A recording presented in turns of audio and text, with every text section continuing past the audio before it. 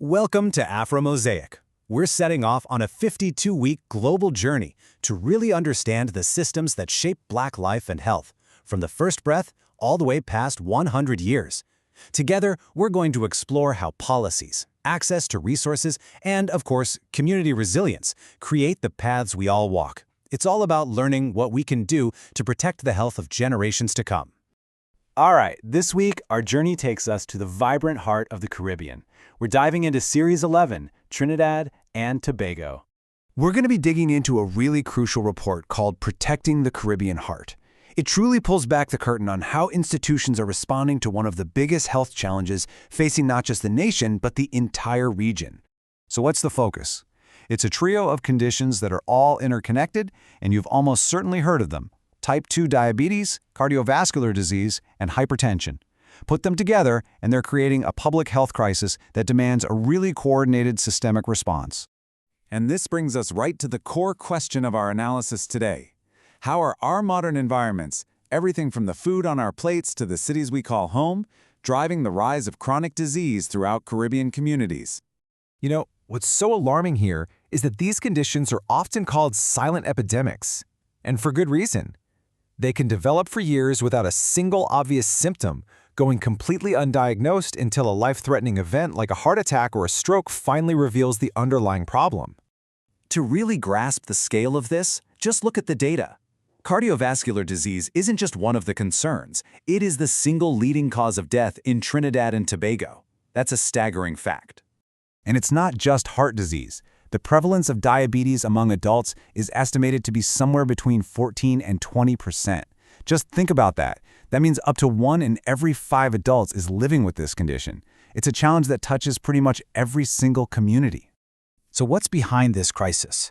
The report points to what it calls a risk ecosystem. This includes the flood of processed foods that are packed with sugar and sodium, a major societal shift towards more sedentary, urban lifestyles, and of course the ongoing challenges people face in getting early screening and preventative care.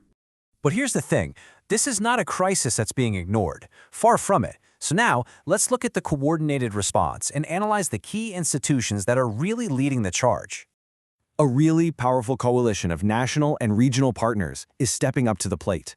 This includes the nation's Ministry of Health, dedicated nonprofits like the Diabetes Association and the Heart Foundation, and the critical regional support of the Pan-American Health Organization.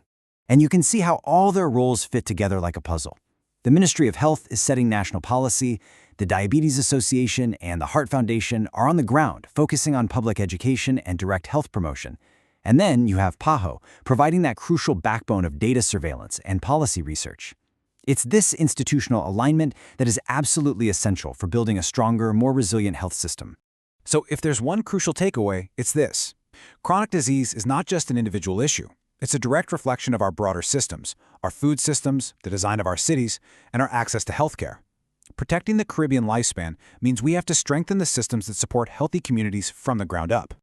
And this is where we find a real message of hope and empowerment, because it's not all bad news. Let's turn to the pathways for prevention and the real, tangible solutions that are already making a difference. We're seeing a multi-pronged approach emerge. This includes everything from expanding early screening programs and boosting community health education to launching workplace wellness initiatives and even implementing key policy changes like regulating sugar-sweetened beverages. Ultimately, what all of this shows us is that prevention, education, and direct community engagement are, without a doubt, the most powerful tools we have to reverse these trends and protect public health for the future. And this local fight, happening right there in Trinidad and Tobago, connects directly back to the broader mission of our series, understanding the global Black lifespan journey. Our purpose here is to reveal the systems that shape Black health, to shine a light on the incredible resilience we see within our communities, and to empower families with knowledge they can actually use. Because, at the end of the day, understanding these systems is the very first step toward protecting our collective future. So we invite you to stay engaged with this vital work. Go ahead and follow Afro Mosaic on YouTube, join the conversation over on Facebook, and you can always explore more in-depth analysis at the Afro Mosaic Health Guide. Because your awareness and your participation in this dialogue, these are truly vital steps toward building healthier, stronger communities for all of us.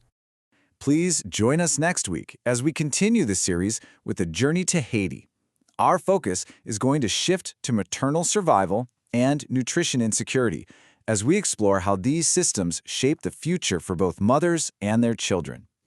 Thank you so much for joining us on the Global Black Lifespan Journey. We'll see you next week.